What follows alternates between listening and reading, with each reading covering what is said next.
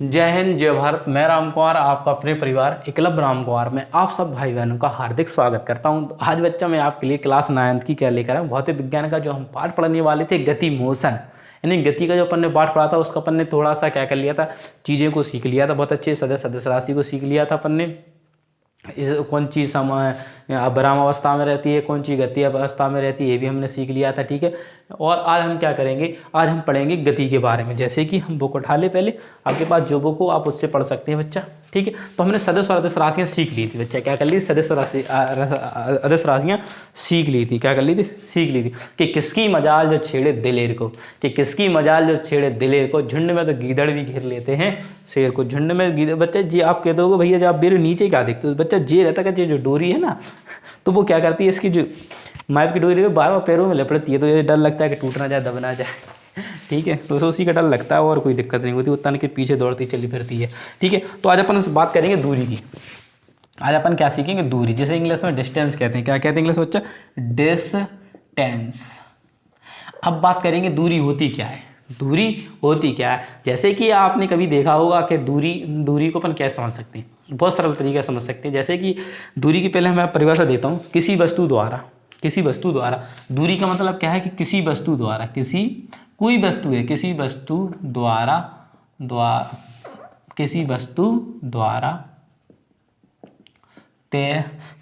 द्वारा तय किए गए पथ की कुल लंबाई वस्तु द्वारा तय गई दूरी, कुल मार्ग पथ की कुल लंबाई दूरी कहलाती है। दूरी कहलाती है। अब इसने क्या कहा कि किसी वस्तु द्वारा तय की गए पथ की कुल लंबाई दूरी कहलाती है। जैसे आपकी महिला मित्र होगी, आप मिलने के लिए गए होगे। जैसे कि आपकी कोई महिला मित्र होगी, तो आप महिला मित्र समझ सकते हैं, आप समझदार है सब। तो किसी वस्तु द्वारा तय की गई पथ की कुल लंबाई दूरी कहलाती है। मतलब आपको मान लो 2 किलोमीटर जाना है, 2 किलोमीटर जाना है। जैसे कि आपकी महिला मित्र का जी आपका घर है, ठीक है, ये आपकी महिला मित्र का घर है। ठीक है, अब ऐसा तो होगे नहीं, ऐसा तो होगा नहीं कि आप डायरेक्ट चले जाओगे। आप कहाँ करोगे, इधर जाओगे, फिर इधर से इधर को जाओगे, फिर इधर से जाओगे, फिर एक राउंड मार के जाओगे, फिर इधर घर पर पहुँचोगे, फिर घूम के निकल जाओगे। ठीक है, तो आपने क्या किया, ऐसे गए, फिर इस बिंदु पर गए, फिर एक बिंदु तो नहीं, ए बिंदु मान लिया मैंने, इसको बी मान लिया, इसको सी मान लिया, इधर को डी मान लिया, इधर को मैंने ई मान लिया, इसको मैंने एफ मान लिया, इसको मैंने जी मान लिया और इसको मैंने एच मान लिया। ठीक है, तो आपने क्या किया, कितने बिंदु से होते हुए आप अपने महिला मित्र के पास पहुंचे, साइकिल घुमाए। डायरेक्ट जा नहीं सकते, वो डायरेक्ट जाएंगे तो जल्दी पहुंच जाएंगे, महिला मित्र को पता चल जाएगा हाँ क्या आ गया।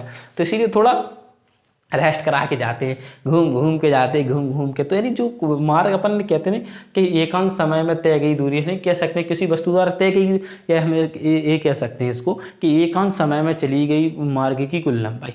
एकांक कुछ जो समय है, जितना भी आपने समय लिया, उसमें जो चली गई दूरी भी क्या कहलाती है, आपकी दूरी कहलाती है। एक समय में चली गई वस्तु द्वारा तय गई या हमारे द्वारा मार्ग की जो कुल लंबाई होती है बच्चा, वो दूरी कहलाती है। तो मार्ग की कुल लंबाई को क्या कहते हैं, दूरी कहते हैं। क्या कहते हैं, मार्ग की कुल लंबाई को क्या कहते हैं, दूरी कहते हैं। और इसका SI मात्रक क्या होता है, अब इसको मापते किससे हैं, तो आप कहोगे इसका SI मात्रक होता है मीटर। इसका SI मात्रक क्या होता है, आप कहोगे मीटर। ये क्या कैसी राशि है, अब ये राशि कैसी है, तो आप कहोगे ये राशि कहलाती है अदिश। कैसी राशि कहलाती है, अदिश। कौन सी राशि कहलाती है, ये अदिश राशि कहलाती है। इसका SI मात्रक क्या होता है, मीटर होता है। और दूरी की परिभाषा आप सीख चुके, किसी वस्तु द्वारा तय की गए पथ की कुल लंबाई को दूरी कहते हैं। महिला मित्र से आप मिलने के लिए घूम के, अब आप कहोगे भैया आपने जी कहाँ बता दिया है, इसका कहाँ में, अभी रुको, अभी काम आए, बहुत अच्छे समझ में आए। इतना समझ लिया आपने कि आप महिला मित्र से मिलने हैं। ठीक है, अब आता है विस्थापन। अब क्या आता बच्चा, विस्थापन। तो विस्थापन डिस्प्लेसमेंट कहते हैं, इंग्लिश में क्या कहते हैं, डिस्प्लेसमेंट। विस्थापन को क्या कहते हैं, डिस्प्लेसमेंट। इंग्लिश में क्या कहते हैं, डिस्प्लेसमेंट। तो इसका क्या, किसी वस्तु द्वारा प्रारंभिक बिंदु जी है, किसी वस्तु द्वारा प्रारंभिक स्थिति इसकी जी है, प्रारंभिक स्थिति से अंतिम स्थिति यानी प्रारंभिक स्थिति ये है और अंतिम स्थिति जे। तो प्रारंभिक स्थिति से अंतिम स्थिति तक मापी गई सरल रेखी अथवा न्यूनतम दूरी विस्थापन। सरल रेखी मतलब सीधी रेखा में। अब ऐसा नहीं कि अब तुम महिला मित्र से मिलने का तो ऐसे जाओगे, ऐसे भाई ऐसे नहीं। अपन होशियार, अपन तो सीधे जाएंगे। क्या जाएंगे? सीधे जाएंगे। अपन क्या जाएंगे? घुमा पर आके काय को टाइम बर्बाद करना भाई साहब, अपन को पढ़ना भी तो है।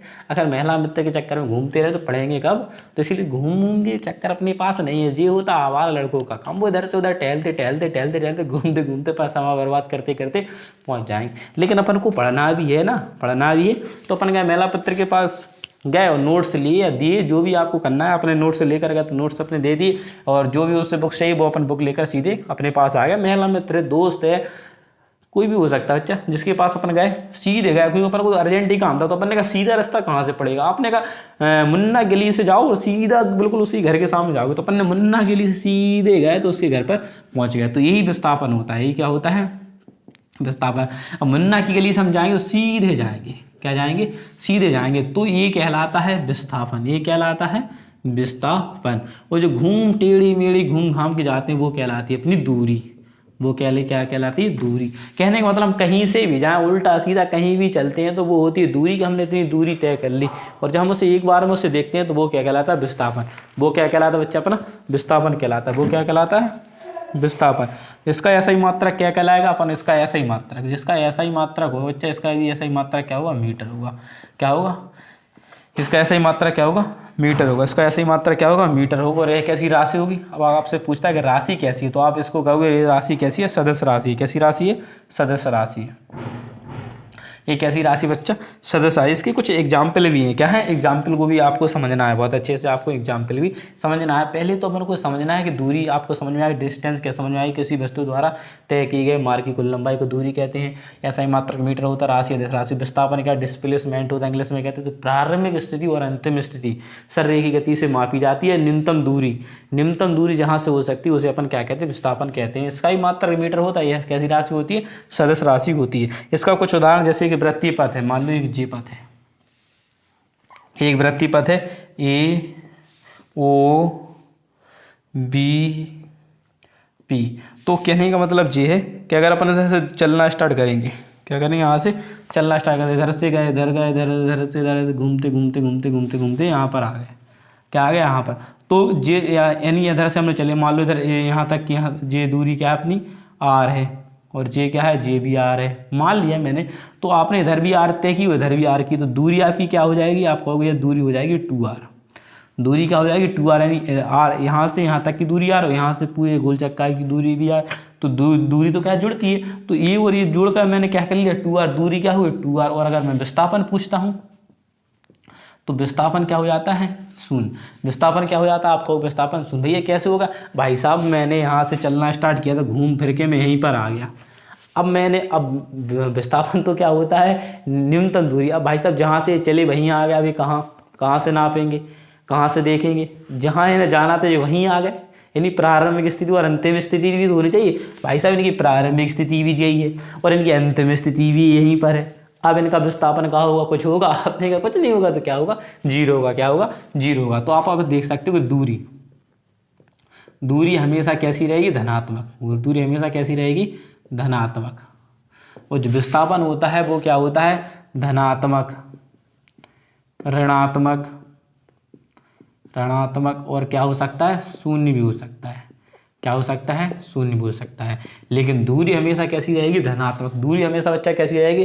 धनात्मक रहेगी। विस्थापन ऋणात्मक हो जाएगा, धनात्मक हो जाएगा और शून्य भी हो जाएगा। लेकिन दूरी हमेशा कैसी रहेगी? प्लस में ही रहेगी। जैसे कि एक उदाहरण और देख ली, ऐसे ये है ABCD, यानी ये 2 है, ये 3 है, ये 5 है और ये 2 है। ठीक है। तो मैं इस पथ से चलना स्टार्ट करूँ, इधर जाऊँगा, 2 इधर से इधर गया, 3 इधर। तो मार्ग की कुल लंबाई कितनी? पहले 2 चला, फिर मैं 3 चला, फिर मैं 5 चला, फिर 2 चला। तो 5, 10 और 2 कितने हो गए बच्चा? 12। तो मैंने 12 मीटर दूरी तय कर ली दूरी। लेकिन विस्थापन की बात करें तो मैं यहीं से चला था और यहीं पर मैं लौट के आ गया। तो ये क्या हो जाएगा? मेरा शून्य। विस्थापन क्या हो जाएगा? मेरा शून्य। विस्थापन क्या हो जाएगा? मेरा शून्य। आप कहो विस्थापन क्या हो जाएगा बच्चा? शून्य है। तो इसी प्रकार से मैं आपको बताना चाह रहा था, और कोई दिक्कत वाली बात नहीं है, और कोई दिक्कत वाली बात नहीं है। ठीक है, अब विस्थापन आपसे ज़्यादा धनात्मक, ऋणात्मक अथवा शून्य भी हो सकता है, जबकि दूरी सदैव क्या रहेगी, धनात्मक रहेगी। आपने सीख लिया। तथा विस्थापन परिणाम दूरी के बराबर अथवा कम हो सकता है, उससे अधिक नहीं हो सकता। और एक और इसकी तीसरी कंडीशन क्या है, जो विस्थापन होगा, जो अपना विस्थापन होगा, विस्थापन डिस्प्लेसमेंट जो होगा वो दूरी के क्या होगा, बराबर हो सकता है। दूरी के क्या हो सकता है, बराबर हो सकता है। दूरी के बराबर हो सकता है, कम हो सकता है, कम हो सकता है, लेकिन अधिक नहीं हो सकता। क्या नहीं हो सकता है, अधिक। अधिक नहीं हो सकता। क्या नहीं हो सकता, अधिक नहीं हो सकता। तो यानी ये क्या कर सकता है, देखो ये 3 कंडीशन हो सकती है विस्थापन की। विस्थापन होगा और दूरी के बराबर हो सकता है। क्या हो सकता है, दूरी के बराबर हो सकता है। जैसे कि अब मान लो इसने भी सोचा कि मैं भी अब क्या करूंगा, आज से पढ़ाना स्टार्ट करूँगा, मैं आवारागर्दी नहीं करूँ, तो जे भी सीधा चला गया डायरेक्ट महिला मित्र के पास, तो अपन भी सीधा रास्ते से जाते थे। तो अब दोनों ही सीधे रास्ते से जाएंगे तो दोनों की बराबर दूरी होगी, तो यानी दूरी के बराबर विस्थापन हो गए।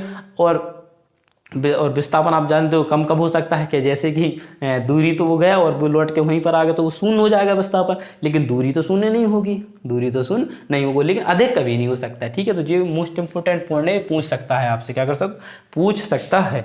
अब इसके आगे चलते हैं, इसके अंतर के बारे में बात करते हैं। ठीक है, तो आपको समझ में आ गया होगा, आशा करता हूँ बहुत अच्छे से। ठीक है, आपको समझना ही समझना है, क्योंकि जब तक तोड़ेंगे नहीं तब तक छोड़ेंगे नहीं। क्यों, चीज़ों को आप जितना आराम से समझोगे, जितना अच्छे से सीखोगे, उतनी अच्छे से आपको समझ में आएगा। क्या आएगा बच्चे, समझ में आएगा। क्योंकि ऐसी कोई चीज़ नहीं दुनिया में जो समझ में ना आए। मेहनत करेंगे तो हर चीज़ सीख जाएंगे, हर चीज़ सीख जाएंगे। मेहनत करेंगे तो हर चीज़ सीख जाएंगे। अब आता है between distance and discipline. Difference मतलब अंतर। डिफरेंस निकालेंगे अपन किसका, दूरी तथा विस्थापन। दूसरा विस्थापन में क्या अंतर बताने, अपन को क्या बताने, अंतर बताने। तो एक साइड लिख लिया अपन ने दूरी, और एक साइड क्या लिख लिया अपन ने, विस्थापन, यानी विस्थापन। यानी एक तरफ हो गई अपन डिस्टेंस और एक तरफ हो गई क्या, डिस्प्लेसमेंट। जितना आप इंग्लिश में जो वर्ड बोलता हूँ, अगर आप भी उन्हें इंग्लिश में बोलना स्टार्ट कर देंगे तो आप इंग्लिश में नाम भी याद हो जाएंगे और आपके काम में भी आएंगे। जितना आप सीखोगे उतना आपके काम है। जैसे कि आपको पहला पॉइंट इसका पता है कि कैसी है, अदिश राशि। ये कैसी है, अदिश राशि है। और जे कैसी राशि, आपको ये सदिश राशि है। पहला पॉइंट अपन ने निकाल लिया कि जे कैसी राशि है, एक अदिश राशि है, और विस्थापन कैसा होता है, सदिश राशि होता है। अपन को पता है जे क्या होता है, धनात्मक होता है। क्या होता है, धनात्मक होता है। अपन को पता है जे धनात्मक होता है, ऋणात्मक होता है। क्या होता है, ऋणात्मक होता है, और क्या होता है, शून्य भी होता है। ठीक है, विस्थापन। ठीक है, अब तीसरा पॉइंट अपन देख लेते हैं। एक पथ की आकृति पर निर्भर करता है, और जे वस्तु के पथ की आकृति, जे क्या करता है, वस्तु के पथ की आकृति, वस्तु। दूसरा पॉइंट, तीसरा पॉइंट क्या है, वस्तु के आकृति, आकृति के आकार पर निर्भर करता है। आकार पर निर्भर करता है। क्या करता है, आकार पर निर्भर करता है। पथ की आकृति, जो पथ रहता है ना, वस्तु पथ की आकृति, पथ, पथ मतलब रास्ता, रास्ता की आकृति पर निर्भर करती है। दूरी के टेढ़ी है, मेढ़ी की, राउंड अप है, जैसी भी है, तो पथ की आकृति पर निर्भर करता है। लेकिन ये पथ की आकृति पर निर्भर नहीं करता है, वस्तु के पथ की आकृति पर निर्भर नहीं करता है। ये निर्भर नहीं करता है, ये निर्भर नहीं करता, ये निर्भर नहीं करता। ये तो कहता मैं तो सीधा जाऊँगा भैया, मैं तो सीधा, मैं घूम में चक्कर में ना पड़ूंगा, मैं तो सीधा जाऊँगा। ठीक है, और क्या, यह किसी निश्चित समय अंतराल वस्तु द्वारा दी गई। यानी इस परिभाषा भी लिखा है, किसी निश्चित परिभाषा लिख सकते हैं कि किसी निश्चित समय अंतराल में वस्तु द्वारा तय की गए मार्ग की कुल लंबाई। उसमें लिख सकते हैं, यह निश्चित समय अंतराल में वस्तु द्वारा किए गए पथ की प्रारंभिक स्थिति और अंतिम स्थिति तक को सरल रेखीय दूरी के बराबर होती है। तो नहीं, इनकी दोनों की डेफिनेशन भी हम लिख सकते हैं। इसकी डेफिनेशन अलग है और इसकी डेफिनेशन अलग है, वो भी चल जाएगा बच्चा। ठीक है, इसका मान विस्थापन परिणाम के बराबर अथवा उससे बड़ा होता है। इसका मान विस्थापन, आपको पता है कि जो दूरी का मान है विस्थापन से बड़ा रहेगा। क्या रहेगा, बड़ा रहेगा। आप समझे, बड़ा रहेगा और बराबर रहेगा। ठीक है, और इसका परिणाम क्या है, दूरी के बराबर अथवा उससे छोटा। इसका क्या रहेगा, दूरी से, ये विस्थापन से कैसा रहेगा, आपको ये विस्थापन से बड़ा या बराबर। क्या रहेगा, बराबर। और ये क्या करेगा, दूरी से, ये दूरी से क्या रहेगा, बराबर रहेगा विस्थापन, बराबर या छोटा।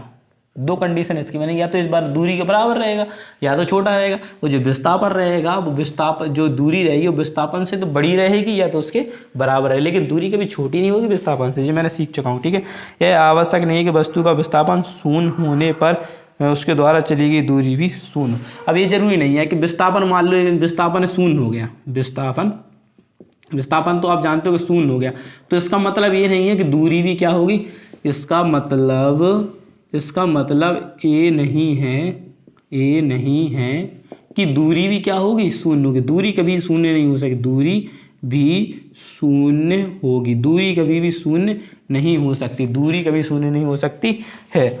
और क्या, वस्तु द्वारा चली गई दूरी शून्य पर उसका विस्थापन भी शून्य होता है। दूरी शून्य होने पर, अगर अपन दूरी शून्य होगी, दूरी शून्य होने पर, कहने का मतलब है घूम फिर के आने पर, यानी दूरी शून्य होने पर, वस्तु द्वारा चली गई दूरी शून्य होने पर उसका विस्थापन भी शून्य होता है। अगर दूरी शून्य है तो उसका विस्थापन भी क्या होगा, शून्य होगा, उसका विस्थापन भी क्या होगा बच्चा, शून्य होगा, उसका विस्थापन भी क्या होगा, शून्य होगा। ठीक है, फिर आता है नेक्स्ट, यह है सदैव धनात्मक होती है। अब वो लिखी जगह जो आपके 5 पॉइंट है, आप इन्हें मोस्ट इंपोर्टेंट बना सकते हैं और आप इसे इंपोर्टेंट बना सकते हैं। ठीक है, यह सदैव धनात्मक होती है, सदैव ऋणात्मक होती है। ठीक है, तो अब इसके आगे अब बात करते हैं कि उसकी बच्चा, इससे कुछ क्वेश्चन पूछे गए, उनके आपको जवाब देने। जैसे कि पहला क्वेश्चन आपसे पूछा जा रहा है, और ये ओडोमीटर क्या होता है, ओडोमीटर जो मोस्ट इंपोर्टेंट है, ओडोमीटर। तो ओडोमीटर क्या होता है, आपको ये मुझे बताना है। ओडोमीटर क्या होता है बच्चा, कि ओडोमीटर स्वचालित वाहनों में लगा एक यंत्र होता है, स्वचालित जो स्वयं से चलते हैं, स्वचालित वाहनों में लगा एक यंत्र होता है जो कि वाहन द्वारा तय गई दूरी का मापन करता है। जो दूरी नहीं बताता, आपने गाड़ियों में देखा हो तो उसे ओडोमीटर कहते हैं। ओडोमीटर ने वो लगा रहता है, आप उसे और कुछ भी कहते हो, वो गाड़ी बताता है कितनी इतनी रीडिंग हो गई, तो बस वही उसी को कहते हैं। ऑटोमीटर स्वचालित वाहनों में लगा एक यंत्र होता है जो कि वाहनों द्वारा तय किए गए दूरी का मापन करता है, कितनी दूरी चल गई, रीडिंग देखते हैं अपन गाड़ी, उसी को कहते हैं ओडोमीटर। क्या कहते हैं बच्चा, ओडोमीटर। तो एनसीईआरटी में आपसे इन्हीं से आपको 3 क्वेश्चन पूछे गए, देखते हैं उनमें से कितने बच्चे जवाब देते। जैसे कि पहला क्वेश्चन आपसे है कि एक वस्तु द्वारा मान लो वस्तु है, एक वस्तु है, ठीक है, तो एक वस्तु द्वारा कुछ दूरी तय की, दूरी